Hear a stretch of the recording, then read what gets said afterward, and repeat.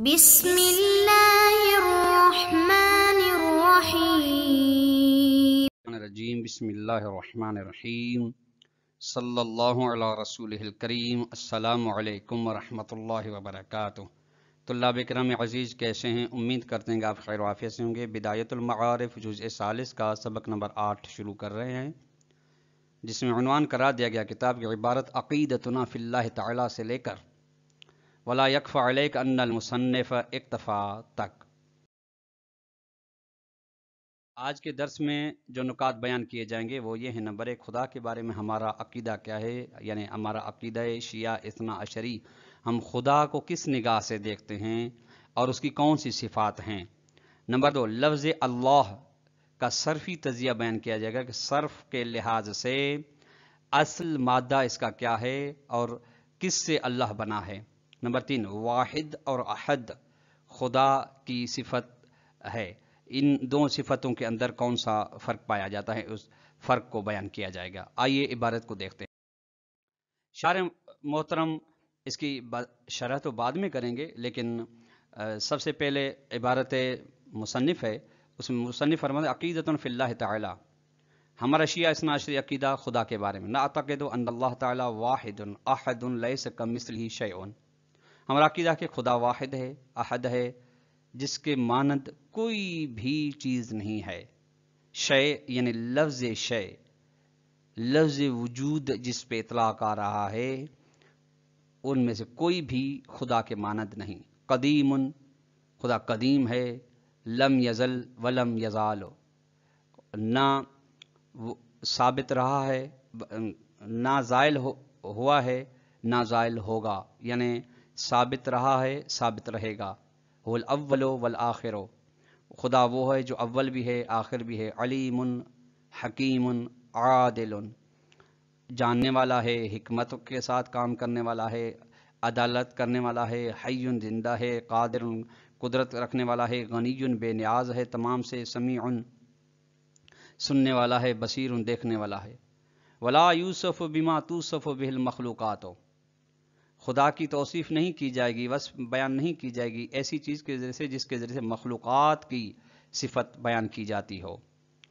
فلیس هو بجسم ولا صورت، بس خدا نہ جسم ہے نہ صورت ہے۔ ولا جوہرا ولا عرضا، خدا نہ جوہر ہے نہ عرض ہے۔ ولیس له ثقل او خفت، خدا کے لیے نہ وزن ہے، ثقل وزن، یا خفت یعنی معمولی ہونا، ثقل کے مقابلے میں ہے غیر وزن۔ ولا حرکت و سکون، خدا کے لیے نہ تحرک ہے نہ سکون و جمود ہے۔ ولا مکان ولا زمان، خدا کے لیے نہ مکان ہے کہ جہاں پہ رہتا ہو، نہ زمان ہے جس وقت کہیں پہ آتا ہو۔ ولا یشار الیہ، نہ ہی خدا کی جانب اشارہ کیا جا سکتا ہے، نہ ہاتھ سے، نہ کسی عضوے سے، نہ عقل سے، نہ وہم سے، نہ گمان سے۔ کما لا ند لہ ولا شبہ، جس طریقے سے خدا کے لیے کوئی بھی مثل و شبیہ نہیں ہے۔ ولا ضد ولا صاحبۃ لہ ولا ولد، جس طریقے سے خدا کو کوئی مقابل نہیں ہے، خدا کا کوئی ساتھی نہیں ہے، خدا کی کوئی اولاد، اس کا کوئی ہم رتبہ نہیں ہے۔ لا تدرکہ الابصار، آنکھیں خدا کو درک نہیں کر سکتی۔ وہو یدرک الابصار، لیکن خدا آنکھوں کو درک کر سکتا ہے، آنکھوں کو دیکھ رہا ہے۔ یہاں تک یہ کلر بھی اس لیے طلاب کرام سے تبدیل تھا چونکہ متن مصنف تھا۔ اب اس متن کی وضاحت فرما رہے ہیں شارح محترم۔ ذهب بعض علماء گئے ہیں کہ الی ان لفظ اللہ مشتق من الہ یالہ الوہۃ، اس سے یعنی ماضی الہ یالہ منع یمنع الوہۃ سے، جب اس سے اگر مشتق ہو اللہ تو فالالہ ہو کل کتاب، اصل یعنی دراصل طلاب علم فرمائے گا اللہ الہ سے ہے، ٹھیک ہے، الہ پھر یہاں سے الہ یا الہ سے نکلتا ہے الوہ سے، فالالہ ہو میں الہ کل کتاب، کتاب کا یعنی باب مفعلہ کا مصدر بے معنی المفعول، مفعول کی معنی میں ہے، یعنی معنی کیا ہوگا الہ کا یا اللہ کا معبود، یعنی جس کی عبادت کی جائے، جو لائق عبودیت ہو، لائق عبادت ہو، ایک صورت یہ. دوسری صورت او مشتقن من والہ یلہ ولہن، اس سے ہے بے معنی المفعول ہے، یہ بھی مفعول کی معنی میں، مفعول کی معنی میں ہوگا، یعنی چونکہ مصدر ہے نا طلاب کرام، مصدر ہے تو جب مصدر ہے تو مصدر بھی اس مفعول کی معنی میں آتا ہے. الذی نحیر من درک ذاتہ العقول، یعنی جس کی ذات کو درک کرنے سے عقلیں حیران ہیں. ایک یعنی جس تک عقول کی بھی رسائی نہ ہو. 3 او مشتقن من لاہ یلوہ لیاہن، اس سے بے معنی المفعول، مفعول کی معنی میں یہاں پہ بھی الذی، پھر اس بنا پہ معنی کیا ہوگا؟ کان ذاتہ مستورا عن ادراک العقول، کہ الہ اللہ یعنی جس کی ذات عقول کے درک سے بھی پوشیدہ ہو، غائب ہو، یعنی عقول کی درک بھی وہاں تک پہنچنا سکتی ہو. او مشتق من غیر ذالک، یا اس کے علاوہ بھی اشتقاقات بیان کیے گئے ہیں اللہ کے. وذهب بعض آخرون، بعض دوسرے علماء گئے ہیں کہ الی ان لفظ اللہ اسم جامد، وہاں پہلی صورت میں مشتق تھا، پھر مشتق کی 2-3 صورتیں بن گئی، پھر اس صورت میں بعض علماء فرماتے ہیں مشتق نہیں ہے بلکہ لفظ اللہ اس میں جامد ہے، اللہ، نہ کہ کسی سے لیا گیا ہے، یہ بس اللہ اللہ ہی ہے. اب شارح محترم ان دونوں میں سے فیصلہ اپنا سنا دے. والاول اقرب، پہلا قول بہتر ہے کہ مشتق ہے، پھر کسی سے بھی متعدد مادے بیان کیے گئے ہیں، اس سے مشتق ہے، یہ اقرب الی الحق ہے. وکیف کان، بہرحال جس طریقے سے یعنی جامد ہو تب بھی، مشتق ہو اللہ، لفظ اللہ اب بھی، فہو اسم خاص لذات الواجب المتعال، مخصوص نام ہے اس ذات کے لیے جو کہ واجب متعال ہے، واجب متعال جس کے پاس اپنا وجود ہے، ذاتی وجود ہے، عطائی وجود نہیں ہے.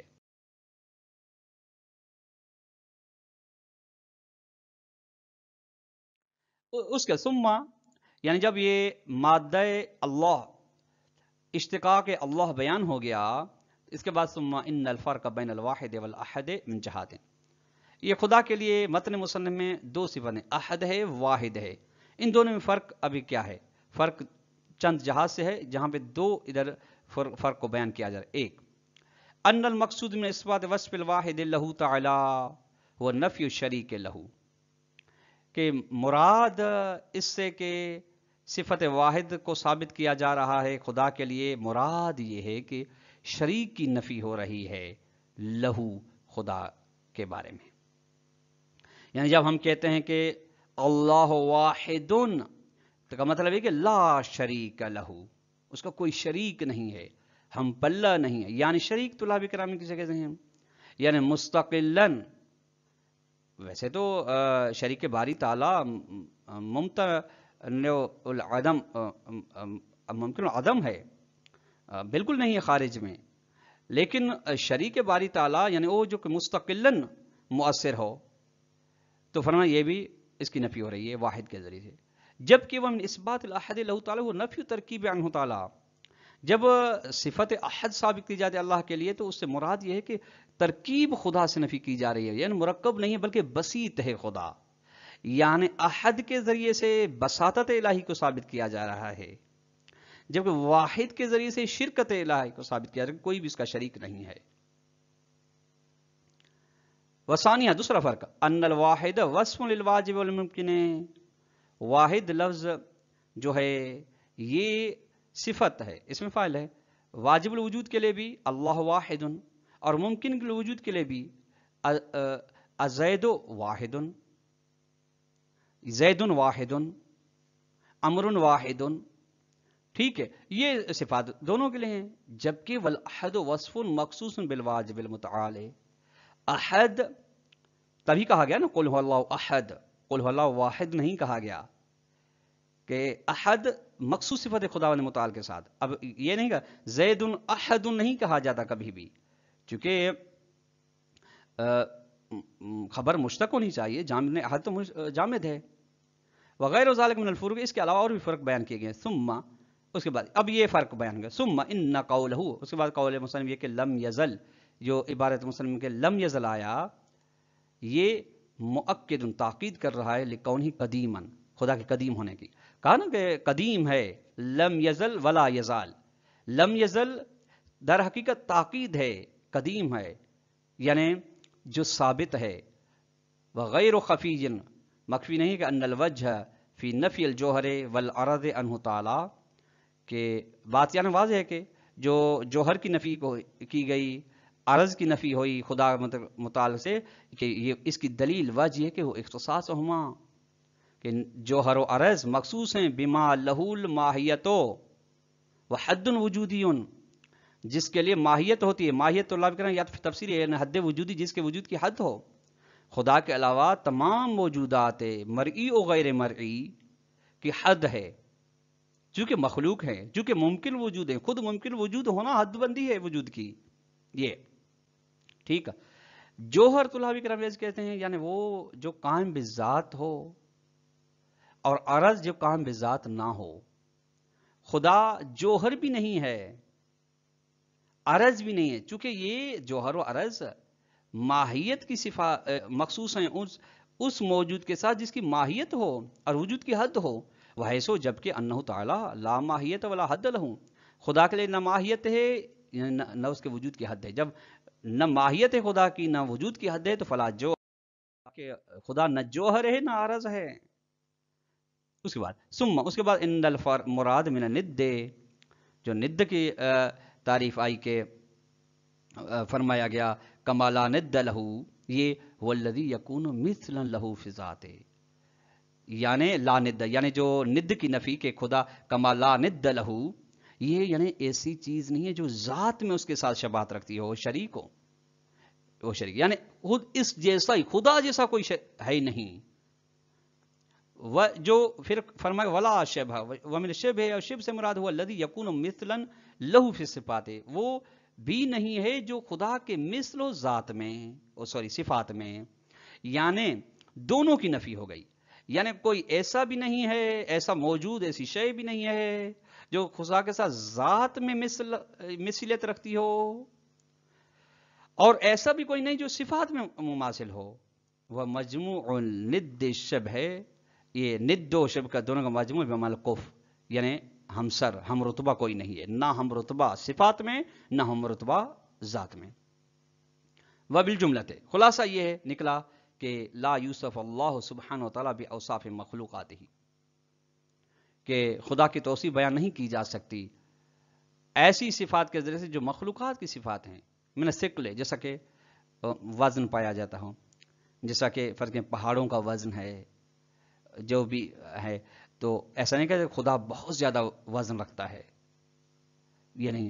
یا جس طریقے سے ہوا ہے خفیف ہے، اس کا کوئی وزن نہیں ہوتا، ادھر سے ادھر جانے میں اسے اس لیے تکلیف نہیں ہوتی، دقت نہیں ہوتی، تو خفت بھی نہیں ہے خدا کے لیے. وہ سکون والحرکت، یعنی جمود یعنی ایک جگہ پہ ہو خدا، ایک حالت میں ہو، تحرک نہیں، یہ بھی نہیں، حرکت بھی نہیں ہے خدا کے لیے، زمان و مکان نہیں ہے. یعنی ایسا نہیں کہ فرق ہے کسی مہینے میں، کسی وقت میں، کسی ہفتے میں، کسی دن میں خدا آتے ہوں کہاں پہ، یا مکان میں یعنی آتے ہوں. اگر اس کے علاوہ لأنہ من عوارض المادۃ والمحدودیت، یہ کیوں ہیں لا یوصف کی علت ہے، چوں کہ یہ تمام صرف ثقل و خفت و سکون و حرکت و زمان و مکان یہ مادہ کی خصوصیات میں سے ہیں، اور محدودیت کی صفات میں سے ہیں. یعنی جہاں پہ محدودیت ہوتی ہے وہاں پہ ثقل و خفت پائی جاتی، جہاں پہ مادہ ہوتا ہے وہاں پہ سکون و حرکت پائی جاتی. زمان و مکان میں وہ چیز سما سکتی ہے جو محدود ہو، جبکہ خداوند متعال محدود نہیں ہے. جب محدود نہیں ہے تو اس کے لیے نہ زمان ہے، نہ مکان ہے، نہ سکون ہے، نہ حرکت ہے، نہ ثقل ہے، نہ خفت ہے. تو اللہ کرام آج کا درس اپنے اختتام کو پہنچا. سوال نمبر 1 یہ بنے گا کہ ہمارا شیعہ اثنا عشری عقیدہ خدا کے بارے میں کیا ہے. نمبر 2 یہ ہے کہ سوال نمبر 2 یہ بنے گا کہ لفظ واحد و احد میں کون سا فرق بیان کیا گیا ہے، اور کون سے صفات خدا کے بارے میں ممنوع ہیں. یہ آخری سوال. والسلام علیکم ورحمۃ اللہ وبرکاتہ.